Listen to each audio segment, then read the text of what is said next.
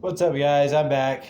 Since we're on the topic of sports and we're on the topic of performing, one of the more controversial topics in sports and in the world is the topic of performance enhancing drugs and anabolic steroids. I personally believe that they should be banned in every sport. They should be banned by the NCAA. They should be banned also by all bodybuilding competition companies and by all strength competitions. But they currently aren't because they think that these competitions are better grossing in income and better grossing in bottom dollar when they have people with fake muscles up there, both on the female and the male side, which I think is actually pretty ridiculous. They don't need to do that. People can get plenty big through legal supplements, and people can get plenty shredded. But what they've done is they've taken it to where somebody naturally who used to be able to win a competition can't even win one anymore. Well, I could win a strength competition, but as far as bodybuilding goes, they made it to where you can't even win unless people decide to cheat in some way. Even those runner types that are real thin, all of them are on roids because, or not all of them, a good amount of them are, that are in bodybuilding because they couldn't compete or make any money off it, or it wouldn't be worth any of their time if they weren't on them.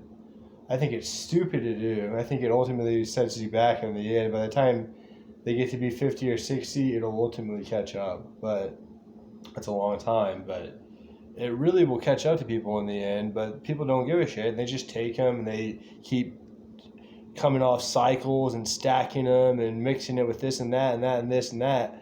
It's stupid. It's the dumbest thing ever, but society promotes it because they haven't been banned, and since priority has been upgraded, there's no investigation into them either. They like to profile people and act like people do them when a lot of times people don't do them. You can tell when somebody does them. It's when their frame does their height.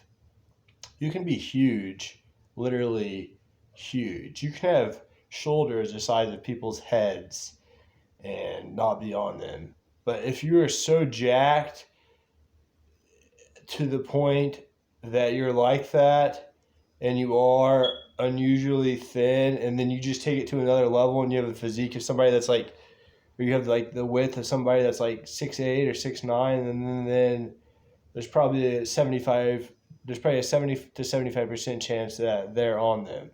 But if people want to use them, people can go ahead. I think that's stupid. But specifically for any type of bodybuilding or sporting competition, whether it's NCAA, professional, or independent, they should be totally banned at every level, beginning and amateur. For sports number one, entertainment, I'm signing off. Good afternoon.